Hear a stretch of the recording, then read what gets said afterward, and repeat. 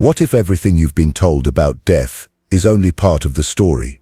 Edgar Cayce, often called the sleeping prophet, spent years diving into what most of us fear to face, the mystery of death. But he didn't return with vague comforts or poetic illusions. He brought back detail, clarity, and what he described was not an ending, but an awakening. Imagine this: your heart stops, your lungs go still, the world around you begins to blur, and yet you are still there, present, conscious, floating just inches above the body you called me only moments before. You are not in pain, you are not afraid. In fact, you've never been more aware. You see the room, you hear your name, you watch the hands on your body, the tears in your loved one's eyes. But something feels different. You're not reacting emotionally, you're observing, with an almost divine calm. Cayce explained that in the first moments after death, the soul enters what he called the threshold. It is a space between spaces, a sacred stillness where time dissolves and memory floods in. And in that threshold, the soul begins to remember, not just who it was in this life, but who it has been across lifetimes. There's no tunnel yet, no white light. That comes later. First, there's the realization that you are not your body. You never were. And as that realization sets in, something ancient awakens within you. You are aware not only of the room, but of something more. A presence, a pull, a vibration that hums underneath all things. It is the call of the spirit world, soft, magnetic, irresistible. But even as that call begins to echo, you hesitate. Not because you're scared, but because you're still attached. According to Cayce, the soul does not immediately rush into the beyond. No, it lingers, it watches, it waits. It stays close to the shell it once animated, not out of confusion, but out of reverence, out of habit, out of unfinished emotion. This is the beginning of detachment, not from life, but from the illusion that life was only physical. In the hours following death, Cayce said, the soul experiences a kind of vibrational limbo. It exists in full awareness, but without form. You try to speak, but no one hears you. You try to comfort the grieving, but they feel only a chill, a shift in the room's energy. That's not their imagination. That's you still trying to love, still trying to explain. You are not gone. You are simply unseen. And in this liminal state, time stretches. Seconds feel like hours. You're watching the world go on without you, but you're not ready to leave. Not yet. Because part of your energy is still grounding, still releasing, still remembering what it means to let go. Cayce described this moment not as judgment, but as reflection, not punishment, but processing. You are greeted not by angels or flames, but by truth, your own truth. Every thought, every word, every moment of your life begins to play, not like a movie, but like a wave of energy. You feel what you made others feel. You remember not what you did, but how it resonated. This is not heaven. This is not hell. This is the soul meeting itself. And from here, a choice begins to emerge. A pull, a current. You can't see where it's going, but you can feel it. Somewhere beyond this veil, something waits. A guide, a gateway, a reunion. But for now you stay, still, quiet, watching. Because the first step after death isn't escape, it's surrender. If you've ever felt the presence of someone you lost, if you've ever dreamed of a loved one and woke up in tears, if you've ever wondered, could they still be near me? We want to hear your story. Drop a comment below. What do you believe happens in the first moments after death? Your words might bring comfort to someone else who needs it tonight. And yes, we read every one. You're awake, but not where you were. There's a quiet in the air, not like silence, but like space, spaciousness, a thick, invisible presence that surrounds you. You are no longer inside your body, and yet for some reason you're still here, watching, floating, feeling. Edgar Cayce described this state as the initial loosening, the point where the soul begins to detach from the physical world, not in an instant, but in layers, slowly, gently. Like fog lifting from the surface of a lake, you may feel confused in these first moments, not frightened, but disoriented, as if waking up in a place that feels familiar, but looks entirely different. The room is the same, but it isn't. Time moves differently. Light bends strangely, and you notice things you've never seen before. Colors, sounds, presences that weren't perceptible with the physical senses. You look down and see your body lying still. That's you, but it's also not. It's the vessel you used, the form you borrowed. You feel a sense of reverence, even gratitude, for it. But you don't long to return. Something deeper is calling. But before you go, there is a pause. And this pause is sacred. Cayce said that the soul hovers near the body for a time, not out of resistance, but out of recognition. This is the body that held your laughter, your grief, your story, the hands that held your children, the eyes that wept in secret, the spine that bent under the weight of life, but carried on anyway. The soul lingers to honor what it experienced, and for a short while it cannot yet leave. Not fully. In this suspended state, you are between dimensions, no longer alive, but not yet passed on. You feel emotions ripple through the room, the sorrow of your loved ones, the disbelief, the prayers, the silence that settles when the finality sets in. And here's the extraordinary part.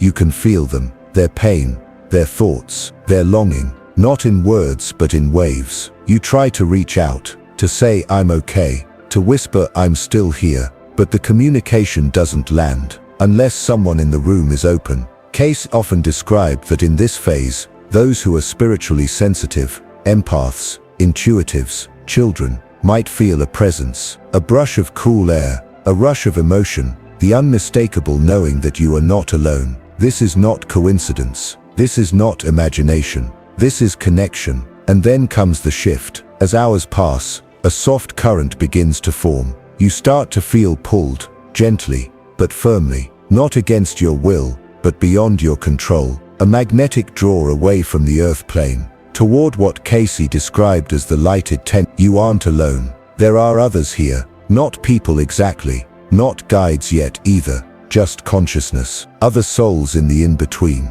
Some are still holding on, some are ready to go, some are unsure, but each is on their own sacred timeline. And this is where your choice begins to take shape. You can't go back, but you can move forward. The space between the worlds is thinning, the veil is parting, and as the body begins to cool, as the funeral begins to form, as the people you love try to make sense of your absence, you begin to feel something stir within you. Freedom, not the kind that runs, but the kind that remembers, the kind that flies. You are not where you were, but you are not yet where you are going.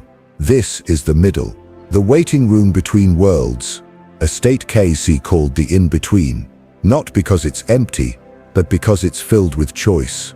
In this liminal space, you are no longer bound by your body, but echoes of your old identity still cling to you, like the warmth of a fire you just walked away from.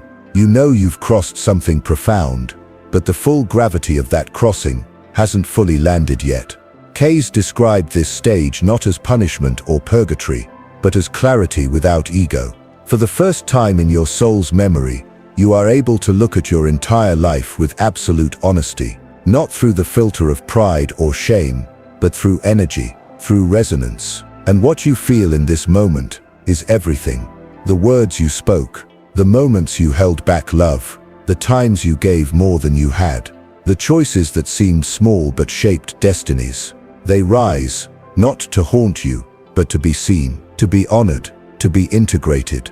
This is the reckoning, not in the hands of a vengeful God, but in the mirror of your own higher self. Cayce said that in this limbo space, the soul meets its own record keeper, a version of you that is neither male nor female, neither young nor old but eternal. This self has watched your entire incarnation without judgment, and now, it sits beside you, not to punish, but to reveal. Together you begin the life review. But here's the part religion rarely speaks of. You don't just see your life, you feel the ripple effects of it. You feel what others felt because of you, both the joy and the pain. You feel what you created in people. You feel what you took, what you gave, and what you left unsaid. Some moments will bring overwhelming peace. Others may bring waves of grief, but none of it is final, because in this space nothing is fixed. Everything is learning. Cayce taught that this in-between phase isn't about final judgment, it's about soul alignment. What did your soul come here to do? And how close or far did you come to fulfilling it? These aren't questions you answer with words. You answer them with vibration. You remember them in your bones, or what's left of them. But time in this realm is not linear. You may be in this state for what feels like days or minutes. There's no clock, only movement. And slowly the separation continues. The memories begin to dissolve. The face you wore in this life starts to blur, not because it didn't matter, but because it was never all of you. You are returning now to your full self, the part of you that existed before this body, and will exist long after. But there's one more layer to pass. Before the soul can move fully into the spiritual planes, Cayce said it must release attachment. Not love, but clinging. And this is perhaps the hardest part of the limbo state, because you may still feel tethered to a child who isn't ready to say goodbye, to a partner who is sleeping alone tonight, to a house full of memories, to unfinished words and unresolved forgiveness. But the soul cannot carry weight into the next world. And so in this final act of separation, you are asked to let go, not to forget, but to surrender, to trust that what was shared still lives, to believe that what wasn't said is known, to accept that love never leaves, it only changes form. And with that, the pull becomes stronger. The in-between begins to fade, and the soul begins to ascend, not up or down, but inward, to the realms where light isn't seen, but understood, where time is not measured, but felt, where the journey truly begins. Something changes, subtly at first, like a shift in gravity. Like the moment before a wave breaks, the silence becomes sacred again. But this time, it's not empty, it's alive. Something is drawing you forward, not just spiritually, but magnetically. You feel it in your soul's core. You've crossed the edge of the in-between. And now, you stand before the gateway of light. Cayce described this moment not as a destination, but as a threshold. A veil so fine, so luminous, it can barely be described in human language. It's not a door in the way we imagine, but a frequency, an opening into a higher reality. You don't walk through it, you vibrate into it. And yet something greets you there. For some, it's a presence. For others, it's a guide, a being of light. A familiar soul who's gone before. It may appear as a loved one, a teacher, a forgotten ancestor. But what Cayce made clear is this: you are not alone at the gate. The being that meets you holds no judgment, only memory. Their eyes do not look at your flaws, they reflect your essence. They remind you of who you've always been, beneath the noise of your last life. And they ask only one question: are you ready to return to yourself? This is not heaven. This is not the final stop. This is the realm of recognition. Here, your soul is met with truth, not as punishment, but as welcome, not as doctrine, but as remembering. The light is not blinding, it's enveloping. It does not demand, it invites. It wraps around the parts of you still trembling from the transition. It soothes the sorrow you didn't get to release. And it begins the work of repair. Cayce taught that as you pass through this gateway, your soul begins to shed the energetic residue of earth.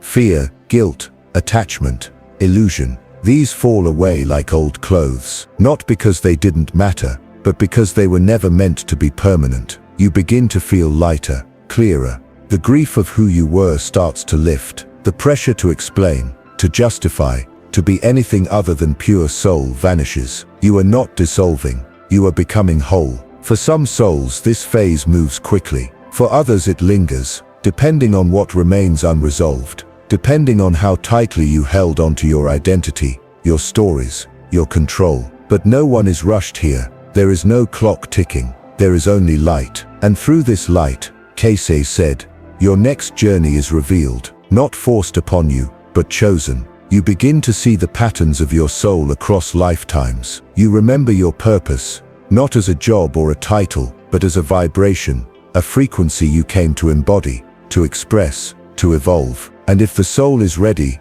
the guides may speak. You have rested, you have remembered. Now do you wish to prepare for what comes next? And that next step is what we explore in the next chapter. Because the soul's path is far from over, It's only just beginning to rise. What comes after the light is silence again. But this time, it's not the silence of uncertainty, it's the stillness of deep healing. Your soul has crossed the threshold. You've left the body, you've reviewed your life, you've passed through light. Now, you enter the temples of restoration. Cayce described this place as not one realm, but many layers of subtle worlds, each designed to hold and repair the soul based on its past journey. You don't go where you want to go, you go where your soul needs to go. Some arrive in what Cayce called the Hall of Rest. Here, the soul sleeps, not from tiredness, but from spiritual exhaustion. After intense earthly incarnations, lives full of trauma, unfinished karma, emotional fragmentation, the soul may enter a healing sleep, surrounded by light beings whose only purpose is to restore your energy signature. Others move into spaces of learning, schools of the soul, where the lessons of the past life are not erased, but understood on a deeper level. You review what you missed, not with guilt, but with curiosity. The soul studies how it can evolve, what it still carries, and what must be cleared before the next mission. This is not a human classroom. This is not memorization or punishment. It is pure energetic refinement. Every thought, every feeling, every choice, filtered through the lens of love. Some souls, particularly those who were deeply spiritual or service-driven in life, begin to connect with their soul group, a cluster of energies with whom they've incarnated many times. These are not just people you loved. They are mirrors, teachers, allies in evolution. You may recognize them, not by face, but by vibration, the feeling of being home without explanation, the awareness of a bond that predates time. Together, you exchange energy, you reflect, you help each other prepare, because what Cayce emphasized above all else is this: there is no end. Death is not a finish line, it is a rotation, a rest stop, a return. And so once the soul is healed, aligned and clear, the planning begins. Here you are invited to choose, not forced. You see your unresolved karmas. You see the lessons you've yet to embody: compassion, boundaries, truth, forgiveness, presence. And then, you begin to design the next life, not alone, but with your guides. And here's the part most forget. You choose your parents. You choose your body. You choose the environment. You even choose the soulmate who will awaken your growth, whether through love or heartbreak. Every piece is selected,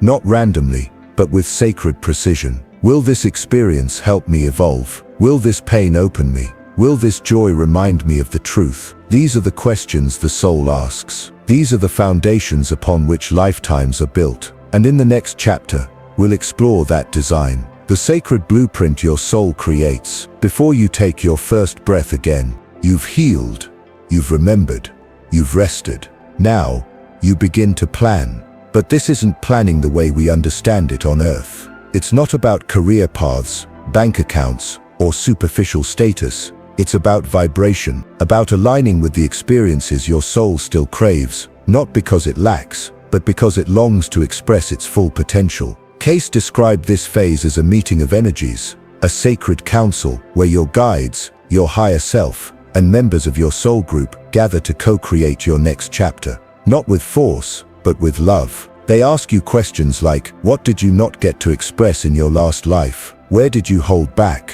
What karmic threads still remain? Which lessons did you begin but never finish? And more importantly, are you ready to try again? This is the birthplace of soul contracts. Not contracts written in ink, but in light. Not enforced through guilt, but through deep soul longing. You might choose to return with a mother who once abandoned you, so you can explore forgiveness. You might pick a body with limitations, so you can learn patience and inner strength. You might even agree to meet someone who will break your heart, because that heartbreak will awaken your power. To the human mind this may sound harsh, but to the soul, it is sacred. Because every contract is an opportunity to grow, to balance what was, to plant what can be. And here's something Cayce made very clear. You choose your parents, not for comfort, but for context. Not always for love, but for evolution. You might be born to a family where you'll feel like an outsider, because that tension will shape your identity. Or to parents who carry pain, so you can learn what healing really means. Or to a mother whose embrace will remind you what unconditional love feels like. These choices are not random.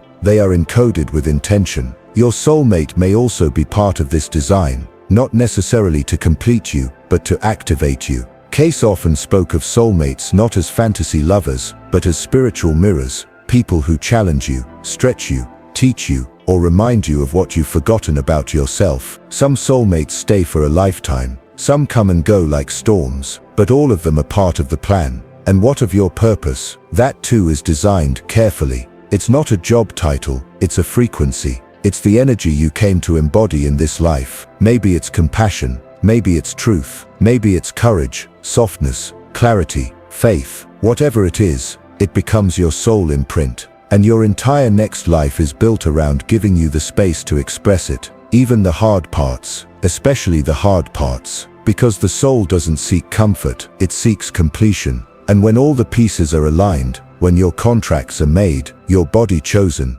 your lessons mapped, you are ready. Not forced, but fully, deeply, divinely willing. In the next chapter we'll explore that breathtaking moment, the soul's descent into the womb, how it enters time again, how memory begins to fade, and how you slowly become you. There is a moment before the soul returns to the physical world that feels like eternity. It hovers in stillness, not out of hesitation, but out of reverence. It knows what is ahead, the forgetting, the density, the chaos and the beauty of another earthly life. And yet, it chooses to come anyway.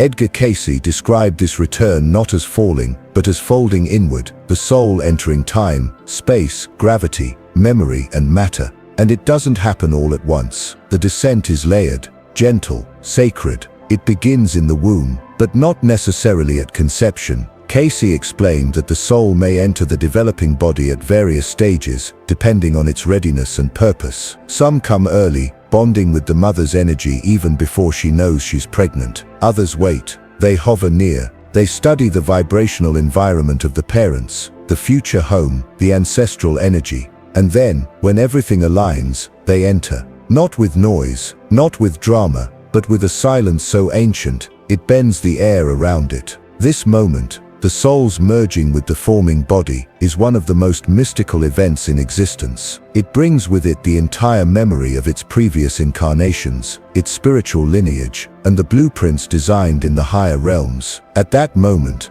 the soul remembers everything. But that memory won't last. As the body forms, as the brain grows, as the sensory world takes hold, the soul's vast knowledge begins to retreat into the subconscious. Not because it is lost, but because remembering everything would overwhelm the purpose of living. Cayce described this forgetting, not as a flaw, but as a necessary veil, a soft curtain that allows the soul to rediscover itself through human experience. After all, what is the point of the journey if we begin already knowing the destination? And then, birth, the first breath, the first cry, the cord is cut, and yet, the soul is now anchored. This is not just a biological milestone, it is, as Cayce said, a cosmic contract being activated. The moment you inhale air into your lungs for the first time, your soul takes full residence. From that second forward, you are both infinite and fragile, a divine being in a very limited body. It's easy to forget this as life begins to happen. School,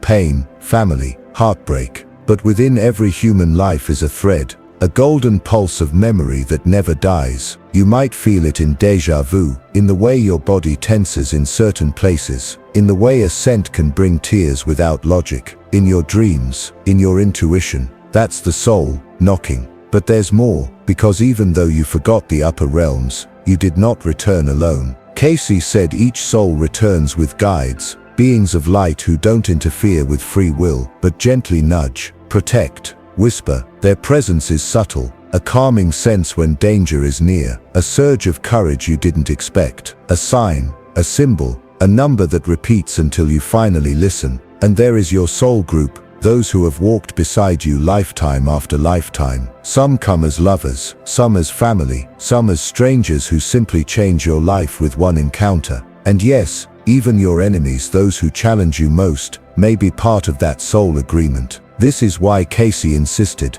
nothing is random. Your birth, your name, your struggles, they were chosen, not as punishment, but as curriculum. You returned not to be perfect, but to remember your truth. And now that you've crossed the veil again, Now that you've chosen Earth, now that you've taken your place in this lifetime, the work begins. But some don't forget. Some children remember where they came from. They speak of other homes, other names, other deaths. They describe their last family, their old house, even their own past deaths. And in the next chapter, we'll dive into those incredible stories. What if the veil isn't as thick as we think? What if the soul remembers more than we're ready to admit? Some children arrive with memories that were never theirs to begin with, or at least not in this lifetime. They speak of cities they've never visited, of names they've never heard, of people long dead, and yet they describe them with terrifying clarity. Edgar Cayce believed that this is not coincidence, nor imagination, nor psychological anomaly.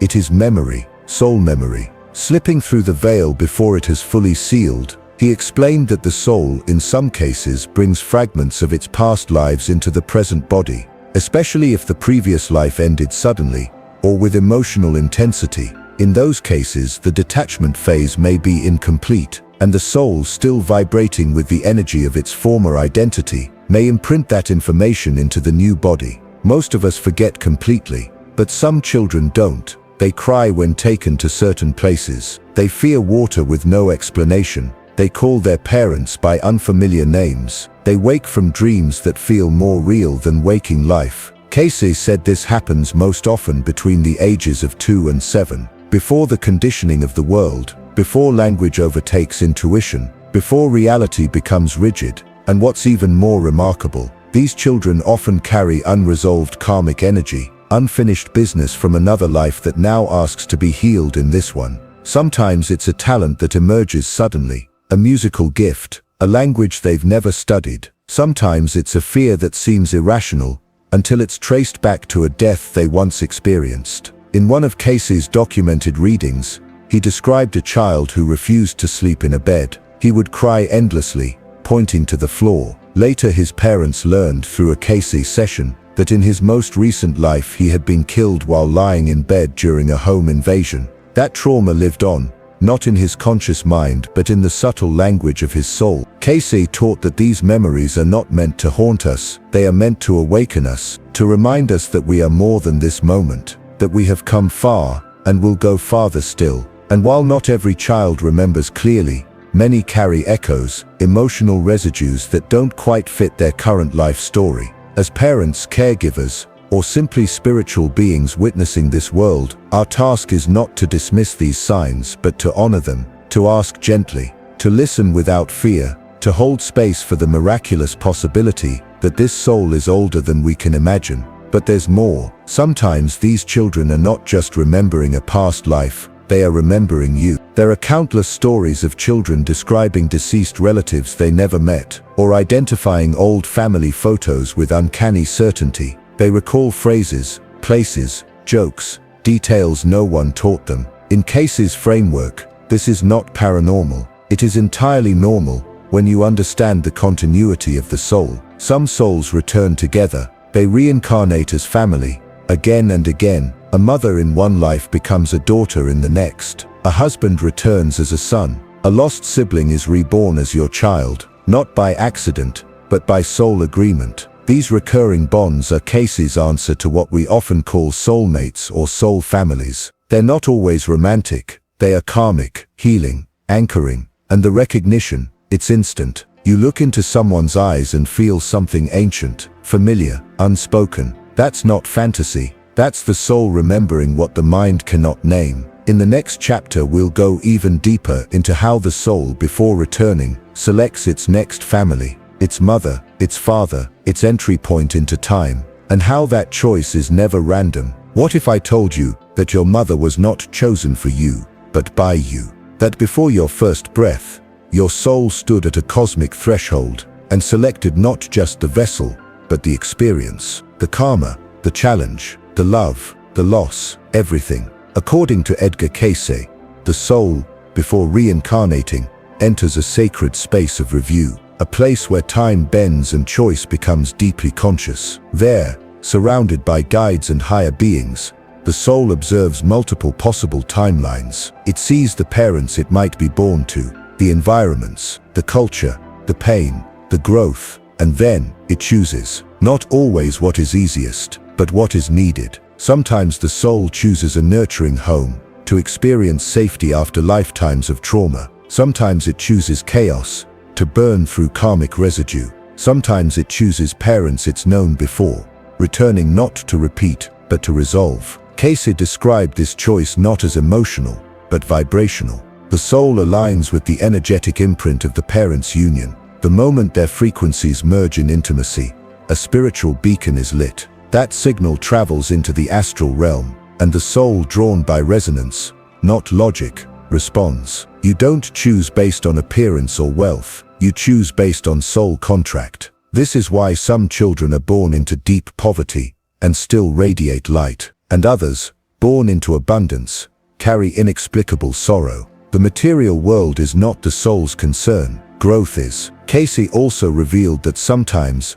a soul chooses parents not for itself, but to assist them, to be the teacher, to bring healing, to awaken dormant love or break ancestral patterns. In these cases, the child's presence feels strangely wise, as if the roles are reversed, and in a way, they are. The soul does not come alone. It comes with assignments, and the first of those is family. But what about difficult families? What about abuse, neglect, abandonment? Cayce did not deny that some souls face incredibly painful beginnings, but he emphasized that such choices are made with full awareness, not to suffer, but to evolve, to rise through limitation, to reclaim power in places where it was once lost. And often, those hardest stories lead to the most radiant awakenings, because your soul didn't choose comfort, it chose transformation. This doesn't mean everything is predetermined. Free will is still yours, but the framework, the setting is designed with your evolution in mind. Even the timing of your birth holds meaning. The astrology of the moment you enter the world aligns with your soul's intention. The planetary signatures are not random. They're like coordinates etched into your being, waiting to be decoded. And sometimes, souls change their minds. In rare cases, Cayce said a soul may decide not to incarnate after all. The pregnancy may end. The energy withdraws. The contract is postponed. This is not failure. It is timing, alignment, choice. So what does all this mean? It means your family, even with all its flaws, is part of your sacred design. It means your wounds didn't begin with you, but they might end with you. And it means that the very life you're living is the one your soul chose, not because it's easy, but because it will awaken you. In the next chapter, we'll explore something even more mysterious: how your soul not only chooses your parents, but also your soulmate, the ones you recognize before they ever speak a word. There are people you meet who don't just enter your life, they awaken it. They don't feel new, they feel remembered, and that memory doesn't come from this life. According to Edgar Cayce, the soul travels through lifetimes not alone, but in soul clusters, groups of interconnected beings who share karmic history, spiritual purpose, and emotional resonance. Among these souls, there are a few, sometimes only one, you are bound to across many lifetimes. These are not always romantic connections, but when they are, Cayce called them true soulmates. So how do you know when you've met yours? Cayce said the recognition is not logical. It doesn't happen in the mind. It happens in the nervous system, in the stillness, in the quiet chaos. It's that moment when time slows and something ancient stirs. You feel safe and unsettled at the same time, seen and exposed, like someone is staring not at your face, but into your soul's archives, because they are. Cayce taught that soulmates recognize one another through vibration, a shared energy signature that transcends bodies, names, ages, even genders. You might meet in a different country, culture, or circumstance, but the soul knows. You finish each other's sentences. You feel emotions without explanation. You dream of them before they arrive, or you meet them and instantly feel like you've known them forever. These aren't coincidences. They are contracts, fulfillments of a promise made long ago, in a realm beyond time. But here's the part most people miss. Your soulmate doesn't always come to love you gently. Sometimes they come to break you open, to force growth, to ignite remembrance, to show you what love really is, not fantasy, but mirror, a reflection of your most sacred wounds and your most radiant potential. Cayce warned, The meeting of soulmates often brings challenge, not because they aren't meant for each other, but because the soul recognizes its assignment, and assignments demand evolution. You may meet your soulmate and fall apart, not because they harmed you, but because they triggered healing you didn't know you needed. It's not always a lifelong partnership. Some soulmates are seasonal. Some arrive, awaken you and depart. Others remain, growing with you through lifetimes, sometimes as lovers, sometimes as friends, sometimes as siblings, sometimes as strangers who cross your path at just the right moment. But the truth is this: once you've met them, you are never the same. The connection lives beyond death, beyond this dimension, and Cayce believed that these bonds are planned before birth, agreed upon in the soul realms, where purpose is clear and veils do not exist. When you choose your next life, you also choose who will meet you in it, not to complete you,